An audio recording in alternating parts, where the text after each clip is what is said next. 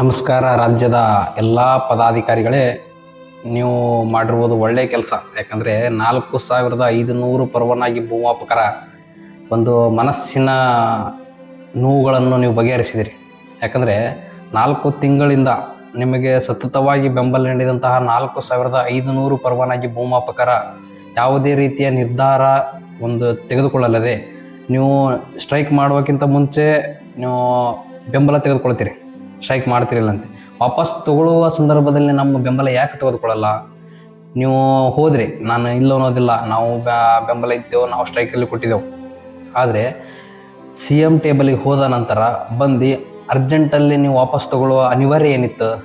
1ನೇ ತಾರೀಕು ತನಕ ನೀವು ಟೈಮ್ ತಗೋದು ಅವಶ್ಯಕತೆ ಇದ್ದಿದ್ದಿಲ್ವಾ? ನಾವು ನಿಮಗೆ ಬೆಂಬಲ 4 ತಿಂಗಳಿಂದ ಬೆಂಬಲ ಕೊಟ್ಟಿದ್ದೆವು. 4,500 ಪರವಾನಗಿ ಭೂಮಾಪಕರ ನಿಮ್ಮ ಮೇಲೆ ಬೆಂಬಲ ಬಿಟ್ಟು ಕೆಲಸ ಬಿಟ್ಟು ಕುಳಿತಿದ್ದೇವೆ ಅಂದರೆ ಏನಾದರೂ ಒಳ್ಳೆಯದಾಗುತ್ತದೆ ಅನ್ನೋ ಭಾವನೆಯಿಂದ ನಾವು ಕುಳಿತುಕೊಂಡಿದ್ದೇವೆ. ಆದರೆ ನೀವು ಮಾಡಿದ್ದೇನು?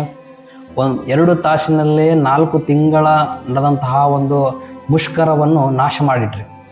ಈಗ ರಾಜ್ಯ ಸಂಘದವರು ಎಲ್ಲರೂ ಸೀನಿಯರ್ಗಳು, ಎಲ್ಲ ಒಂದು ವ್ಯವಸ್ಥೆಯನ್ನು ತಿಳ್ಕೊಂಡಿದ್ದವರು. 23 ವರ್ಷಗಳಿಂದ ಕೆಲಸ ನಿರ್ವಹಿಸಿಕೊಂಡು ಮತ್ತು ಮುಷ್ಕರದಲ್ಲಿ ಪಾಲ್ಗೊಂಡಿದ್ದೀರಿ. ಅದರಲ್ಲಿ ಯಾವ ರೀತಿ ಹಳೆಯ ವ್ಯವಸ್ಥೆಯನ್ನೇ ಯಾವ ರೀತಿ ನೀವು ಮುಂದುವರಿಸ್ಕೊಂಡು ಹೋಗ್ತೀರಿ? ವಿಫಲತೆಗಳನ್ನು ನೀವು ಅರಿತಿಲ್ಲ ಅನ್ನಿಸ್ಕೊಂಡು ಬಂದೆ. ಯಾಕಂದರೆ 23 ವರ್ಷಗಳಿಂದ ಅದೇ ಭೂಸಾನಿ 88, ಅದೇ 23 ವರ್ಷಗಳಿಂದ ಪರವಾನಗಿ ಭೂಮಾಪಕರಿಗೆ ಅನ್ಯಾಯ ಅಂದ್ಕೊಂಡು ಬಂದರೆ ಯಾವ ರೀತಿ ಅನ್ಯಾಯ ಆಗುತ್ತದೆ ತಿಳಿಸಿದ್ದೀರಾ ಅಧಿಕಾರಿಗಳಿಗೆ? ತಿಳಿಸಿದ್ರೆ ಯಾಕೆ ಬಗೆಹರಿಸಿಲ್ಲ ಅನ್ನೋದು ಇಲ್ಲೆಲ್ಲರ ಪ್ರಶ್ನೆ. ನೀವು ನಿನ್ನೆ ರೈತ ಸಂಘದವರು ಅಳದಾಯಿತು, ಕರೆಯೋದಾಯಿತು, ಎಲ್ಲ ಆಯಿತು.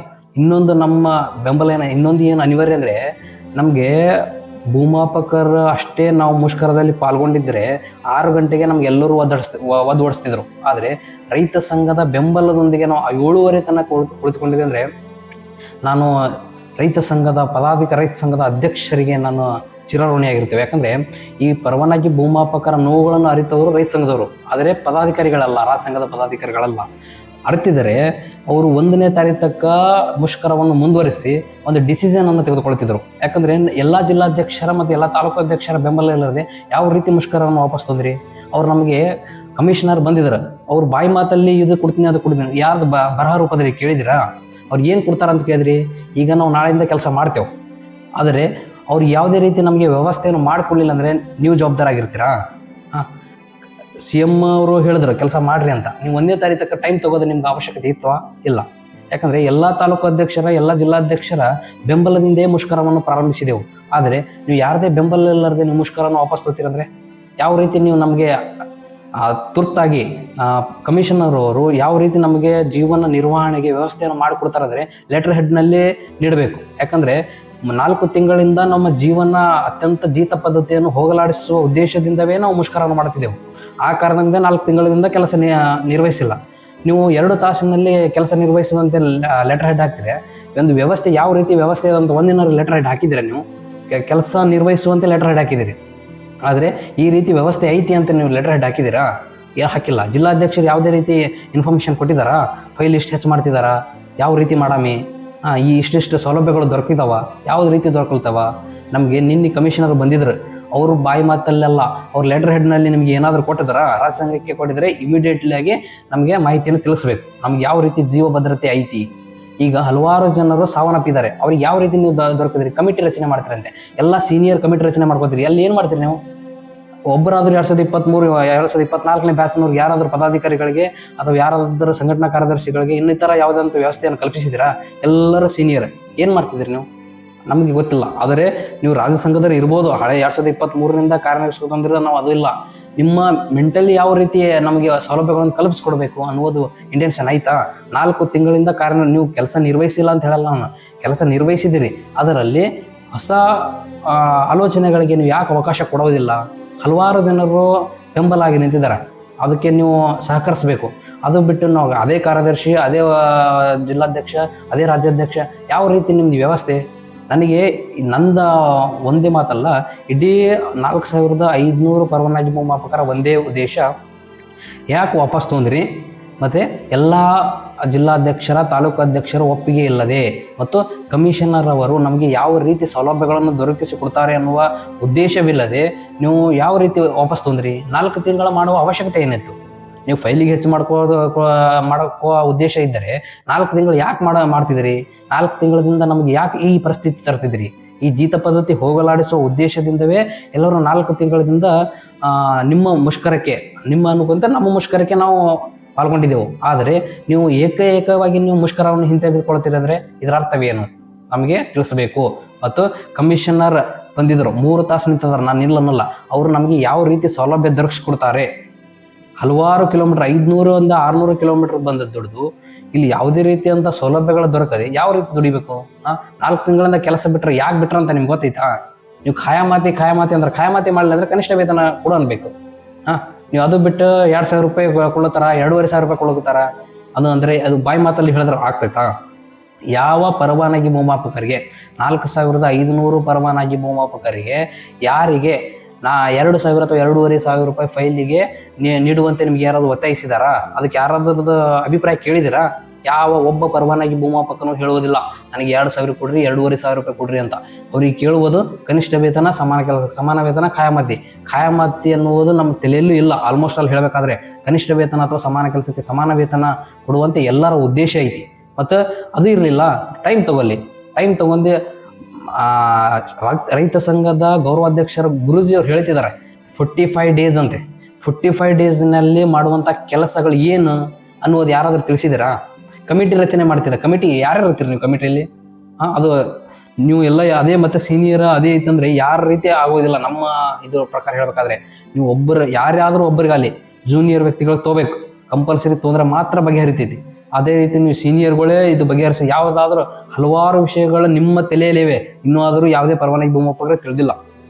ಯಾಕಂದರೆ ಅಲ್ಲಿ ಏನಾಗ್ತದೆ ಅಂತ ಗೊತ್ತಲ್ಲ. 4 ತಿಂಗಳಿಂದ ನಾವು ಇದೇ ಕೇಳ್ತೇವೆ, ಇನ್ಫಾರ್ಮೇಷನ್ ಏನು. ಒಬ್ಬ ಸೆಕ್ರೆಟರಿ, ಒಬ್ಬ ಮುಖ್ಯಮಂತ್ರಿ ಅವರಿಗೆ ಭೇಟಿ ಆಗುವಂಥ ವಿಷಯಗಳಲ್ಲಿ ಯಾವುದೇ ರೀತಿಯ ಚರ್ಚೆ ಆಗಿಲ್ಲ. ನಾವು ಒಪ್ಪುತ್ತೇವೆ, ಸರ್ಕಾರವನ್ನು ಬದಲಾವಣೆ ಆಯಿತು, ಇಷ್ಟು ಹಿನ್ನಡೆ ಆಯಿತು ನಮ್ಗೆ ಗೊತ್ತು. ಬಟ್ ಉದ್ದೇಶ ಏನು? 4 ತಿಂಗಳಿಂದ ಸ್ಟ್ರೈಕ್ ಮಾಡಾಕ್ತೇವೆ, ಒಪ್ಪುತ್ತೇವೆ ನಾವು. ಬಟ್ ಖಾಯಮಾತಿ ಆಗಿಲ್ಲ, ಅದನ್ನು ಒಪ್ಪುತ್ತೇವೆ. ಬಟ್ 1ನೇ ತಾರೀಕಿನವರೆಗೂ ನೀವು ನಮ್ಮ ನಿರ್ಧಾರವನ್ನು ಯಾಕೆ ತೊಗೊಂಡಿಲ್ಲ? ಈಗಲೇ ಸದ್ಯಕ್ಕೆ 1 ನಿಮಿಷದಲ್ಲಿ ಅಥವಾ 1 ಡೇದಲ್ಲಿ ಲಾಗಿನ್ ಚಾಲು ಮಾಡ್ತಾರೆ ಅಂದರೆ ಎಷ್ಟು ಅವಶ್ಯಕತೆ ಇರ್ಬೋದು ನಮಗೆ? ಅಲ್ಲಿ ಹೇಳಬೇಕಾದ್ರೆ ಆ ಸ್ಥಳದಲ್ಲಿ ಕುಂತೇವೆ ಅಂದರೆ ರೈತ ಸಂಘದವರ ಬೆಂಬಲದಿಂದ ಕುಂತಿದ್ದೇವಪ್ಪ, ರಾಜ್ಯ ಸಂಘದ ಬೆಂಬಲದಿಂದ ಅಲ್ಲ. ಯಾಕಂದರೆ 6 ಗಂಟೆಗೆ ನಮಗೆ ಯಾವಾಗೋ ಕಳಿಸ್ತಿದ್ರು ಪೊಲೀಸರು, ರೈತ ಸಂಘದ ಬೆಂಬಲದಿಂದ ಅಲ್ಲಿ ಕುಳಿತಿದ್ದೆವು. ಗುರುಜಿ ಅವರು ಹೇಳಿದ್ದಾರೆ 45 ಡೇಸ್ ಅಂತ. 45 ಡೇಸ್ನಲ್ಲಿ ಅವ್ರ ಬೆಂಬಲದಿಂದ ನಮ್ಗೆ ಏನಾದರೂ ಒಂದು ಒಳ್ಳೆಯ ಅವಕಾಶ ದೊರಕ್ತವೆ.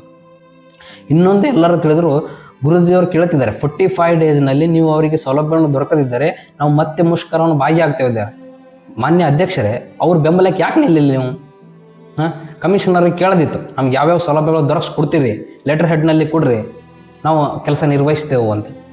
ಅದು ಬಿಟ್ಟು ನೀವು ಹೋಗಿ ಲೆಟರ್ ಹೆಡ್ನಾಗ ಕೊಟ್ಬಿಟ್ರಿ, ಎಲ್ಲ ಪರವಾನಗಿ ಭೂಮಾಪಕರು ಲಾಗಿನ್ ಚಾಲು ಮಾಡಿರಿ, ಕೆಲಸ ನಿರ್ವಹಿಸ್ತೇವೆ ಅಂತ. ಇದು ಯಾರ ನಿರ್ಧಾರ? ನಿಮ್ಮ ಓನ್ ನಿರ್ಧಾರವ ಅಥವಾ ಎಲ್ಲ ಪರವಾನಗಿ ಭೂಮಾಪಕರ ನಿರ್ಧಾರವ? ಒಂದು ಸಾರಿ ಬಾಂಡ್ ಬರ್ಸೊಂದಿದ್ರಿ, ನೆನಪೈತಿಲ್ಲ ಗೊತ್ತಿಲ್ಲ, ನಾವು ಬಾಂಡ್ ಕೊಟ್ಟಿದ್ದೆವು, ನಾವು ರಾಜ್ಯ ಸಂಘಕ್ಕೆ ಬೆಂಬಲವಾಗಿ ನಿಲ್ತೇವಂತ. ಆದರೆ ನೀವು ಬಾಂಡ್ ಬರ್ಸೊಂದಿದ್ರು, ಎದಕ್ಕೆ ಬರ್ಸೊಂದಿರಿ? ನಾವು ಬೆಂಬಲವಾಗಿ ನಿಲ್ರಿ ಅಂತ. ನೀವು ಬೆಂಬಲವಾಗಿ ನಿಲ್ರಿ ಅಂತ ನಾವು ಬರ್ಸೊಂದಿಲ್ಲ. ಯಾಕಂದರೆ ನಿಮ್ಮ ಮ್ಯಾಗ ನಂಬಿಕೆ ಇಟ್ಟು ನಾವು 4 ತಿಂಗಳಿಂದ ಬೆಂಬಲವಾಗಿದ್ದೆವು. ಎಲ್ಲ ಪರವಾನಗಿ ಭೂಮಾಪಕರ ಒಂದೇ ನಿರ್ಧಾರ ಏನಿತ್ತು, ಕನಿಷ್ಠ ವೇತನ ಮತ್ತು ಸಮಾನ ಕೆಲಸಕ್ಕೆ ಸಮಾನ ವೇತನ. ಆಗಲಿಲ್ಲ, ಇನ್ನೂ ಟೈಮ್ ತಗೋದಿತ್ತು. ಕಮಿಟಿ ರಚನೆ ಮಾಡ್ತಾರೆ, ಕಮಿಟಿ ರಚನೆ ಮಾಡಲಿ. ಯಾರು ರೀತಿ ಎಷ್ಟು ಜನ ಇರ್ತೀರಿ ಕಮಿಟಿಯಲ್ಲ? ಯಾವ್ಯಾವ ನಿರ್ಧಾರವನ್ನು ಚರ್ಚೆ ಮಾಡ್ತಿದ್ದೀರಿ? ಅದು ಯಾವ್ದಾರ ತಿಳಿಸಿದಿರಾ? ಮಾನ್ಯ ಕೃಷ್ಣ ಬೈರೇಗೌಡರು 1.5 ತಿಂಗಳ ಹಿಂದವೇ ಕಮಿಟಿ ರಚನೆ ಮಾಡ್ರಿ ಅಂತ ತಿಳಿಸಿದ್ರು. ಅದು ಮಾಡಿದ್ರೆ ಆಯ್ತಾ? ಹೋಗಿ ಒಬ್ಬರಾದ್ರೂ ಕಮಿಷನರ್ ಕೇಳಿದ್ರೆ ಇಲ್ಲ. ಅಂದರೆ ಈ ವ್ಯವಸ್ಥೆ ಕೆಟ್ಟ ವ್ಯವಸ್ಥೆ ಐತಿ, ಎಲ್ಲರಿಗೂ ಗೊತ್ತೈತಿ. ಎಲ್ಲ ಪರವಾನಗಿ ಭೂಮಾಪಕರಿಗೆ ಕೆಟ್ಟ ವ್ಯವಸ್ಥೆ ಐತಿ ಅಂತ ಎಲ್ಲರಿಗೂ ಗೊತ್ತೈತಿ. ಆದರೆ ಬಗೆಹರಿಸುವವರು ಯಾರು? ಅಧಿಕಾರಿಗಳಿಗೆ ನಾವು ಲೆಟ್ರ್ ದಿನಾಲೂ ಹೋಗಿ ಟಪಾಲ್ನಲ್ಲಿ ಕೊಡ್ಬೋದು, ನಮ್ಮ ಕೊಡೋದು ಇದಿಲ್ಲ, ಎಲ್ಲರೂ ಹೋಗಿ ಕೊಡ್ಬೋದು. ಇದೊಂದು ಬಗೆಹರಿಸುವವರು ಯಾರು? ಅದ್ರ ನೋವುಗಳನ್ನು ತಿಳಿಸುವವರು ಯಾರು? ನಮ್ಮ ಪರವಾನಗಿ ಭೂಮಾಪಕರಿಗೆ ಇವುಗಳು ನೋವು ಆಲಗುತ್ತವ, ಇವುಗಳು ಬಗೆಹರಿಸಿ, ಇವುಗಳು ಅಲ್ಟರ್ನೇಟ್ನ ಆಗಿ ಯಾವುದಾದ್ರೂ ವ್ಯವಸ್ಥೆ ಮಾಡಿರಿ ಅಂತ ಕೇಳಿದ್ರೆ ಈ ಪರಿಸ್ಥಿತಿ ಯಾಕೆ ಬರ್ತಿತ್ತು ನಮಗೆ? 4 ತಿಂಗಳಿಂದ ನಿಮಗೆ ಬೆಂಬಲವಾಗಿ ನಿಂತಿದ್ದೆವು. ಈ ಒಂದೇ ದಿನದಲ್ಲಿ ಪೂರ್ತಿ ಎಲ್ಲರೂ ಲಾಗಿನ್ ಚಾಲು ಮಾಡಿಸ್ಕೊಟ್ಟಿದ್ರೆ ಅಂದರೆ ಎಷ್ಟು ನಿಮಗೆ ಇದು ಇರ್ಬೋದು ಅಂತ. 1ನೇ ತಾರೀಕು ತಕ್ಕ ಟೈಮ್ ತೊಗೊಳಕ್ಕೆ ಏನಾಗಿತ್ತು? ಎಲ್ಲರ ಬೆಂಬಲವನ್ನು ತೆಗೆದುಕೊಂಡು ಒಂದು ಲೆಟರ್ ಹೆಡ್ನಲ್ಲಿ ಈ ರೀತಿ ವ್ಯವಸ್ಥೆ ಐತಿ, ಈ ರೀತಿ ನಿಮಗೆ ಸೌಲಭ್ಯಗಳು ದೊರಕೊಳ್ತಾವ, ಈ ಮುಷ್ಕರದಿಂದ ಇಷ್ಟು ನಿಮ್ಗೆ ಉಪಯೋಗವಾಗಿದೆ ಅಂತ ಹೇಳಿದ್ರೆ ಮಾನ್ಯ ಅಧಿಕಾರಿಗಳು ಹೇಳಿದ್ರು 2,000 ರೂಪಾಯಿ ಕೊಡ್ತೀನಿ ಅಂತ. ಯಾರಾದ್ರೂ ಒಪ್ಪಿಗೆ ಐತಿ? ಒಪ್ಪಿಗೆ ಇದ್ದಿಲ್ಲ ಅಂದ್ರೆ ಏನು ಮಾಡ್ಬೇಕು? ಏನೇನು ಸೌಲಭ್ಯಗಳು ನಮಗೆ ಕಷ್ಟಗಳನ್ನು ಬಗೆಹರಿಸುವಂಥ ಕೆಲಸ. ನಾನು ಒಂದೇ ಸರಿ ಮೇಲ್ ಹೋಗಲ್ಲ ಅಂತ ಕೇಳೋದಿಲ್ಲ. ಒಂದು ಅಲ್ಟರ್ನೇಟ್ ಆಗಿ ಜೀವ ಇಲ್ಲ, ಹಲವಾರು ಜನರು ಸಾವಪ್ಪಿದ್ದಾರೆ ನಮ್ಮ ಪರವಾನಗಿ ಭೂಮಿ ಒಪ್ಪಕರಲ್ಲಿ. ಅವ್ರಿಗೆ ಏನಾದರೂ ದೊರಕಿಸ್ಕೊಟ್ಟಿದ್ರ ಅಧಿಕಾರಿಗಳು? ಹಲವಾರು ಕಾಲ್ ಮುರ್ಕೊಂಡಾರ, ಅವ್ರಿಗೆ ದೊರಕಿಸ್ಕೊಟ್ರ? ಇಲ್ಲಡ್ರಿ, ಎಲ್ಲರೂ ಹೋಗಿ ಅಧಿಕಾರಿಗಳು ಎದುರು ಕುಂದ್ರಾಮಿ, ಕಮಿಷನರ್ ಆಫೀಸಲ್ಲಿ ಕುಂದ್ರಾಮಿ ಕರೀರಿ. ಅದನ್ನು ಮಾಡೋದಿಲ್ಲ ನೀವು. ಯಾಕಂದ್ರೆ ಅವ್ರು ಸತ್ತು ಹೋಗಿದಾರ, ಅವ್ರು ಆಲ್ರೆಡಿ ಕಾಲ್ ಮುರ್ಕೊಂಡು ಹೋಗಿದಾರ. ಅವ್ರು ಯಾಕೆ ನಮಗೆ? ಅಲ್ಲೊಬ್ಬರಿಗೆ ನೀವು ಎಲ್ಲಿ ಸ್ಟೇಜಲ್ಲಿ ಕಾಲ್ ಮುರ್ಕೊಂಡವ್ರಿಗೆ ತಂದು ಕುಂದಿರ್ಸಿದ್ರಿ, ಅವ್ರಿಗೆ ಏನಾದರೂ ಅಧಿಕಾರಿಗಳು ಅಥವಾ ನಮ್ಮ ಇಲಾಖೆಯಿಂದ ಉಪಯೋಗವಾಗಿದೆಯಾ? ಏನಾದರೂ ಮಾಡಿಸ್ಕೊಡುವಂಥ ಪ್ರಯತ್ನ ಐತ್ಯಾ? ನಮ್ಮ ತಾಲೂಕಿನಲ್ಲಿ ಒಬ್ಬರು ಕಾಲ್ ಮಾಡ್ಕೊಂಡಿದ್ದಾರೆ, ಅವ್ರಿಗೆ ಯಾವ್ದಾದ್ರ ರೀತಿಯ ವ್ಯವಸ್ಥೆ ಐತಾ ಅಧಿಕಾರಿಗಳಿಂದ? ಇಲ್ಲ. ಕೆಲಸ ಅಂತೂ ಮಾಡಬೇಕು. ಈಗ ಹಲವಾರು ಜನ ಹಲವು ಕೆಲಸಗಳನ್ನು ಮಾಡಿದೆವು, ಇನ್ನೂ ಆದ್ರೆ ಪೇಮೆಂಟ್ ಇಲ್ಲ. ನಾವು ಕೇಳಿದ್ರೆ ಮಾತ್ರ ಪೇಮೆಂಟಾ? ಈ ಯಾವ ರೀತಿ ಕೆಟ್ಟ ವ್ಯವಸ್ಥೆ ಆಯ್ತಂತ ಎಲ್ಲ ಪರವಾನಗಿ ಭೂಮಾಪಕರು ಬೆಂಬಲ ಯಾಕಂತಂದ್ರೆ ಏನಾದರೂ ಬದಲಾವಣೆ ಆಗ್ತದ ಎನ್ನುವ ಉದ್ದೇಶದಿಂದ ಮಾತ್ರ ಬೆಂಬಲವಿತ್ತು. ಆದರೆ ಈಗ ಆ ಬೆಂಬಲವನ್ನು ಹೋಗಿದೆ. ಒಂದೇ ದಿನದಲ್ಲಿ ಲಾಗಿನ್ ಚಾಲೂ ಮಾಡಿಸುವ ವ್ಯವಸ್ಥೆ ಬಂದಂದ್ರೆ ಎಷ್ಟು ವ್ಯವಸ್ಥೆ ಐತೆ ಅಂತ. ನನ್ನ ಈ ಮಾತುಗಳು ನಿಮಗೆ ನೋವುಂಟು ಮಾಡಿದರೆ ಕ್ಷಮಿಸಬೇಕು. ಯಾಕಂದ್ರೆ ಈ ವ್ಯವಸ್ಥೆಯನ್ನು ನೋಡಿ ನಾನು ಈ ಮಾತನ್ನು ಹೇಳಿದ್ದೀನಿ. ಧನ್ಯವಾದಗಳು.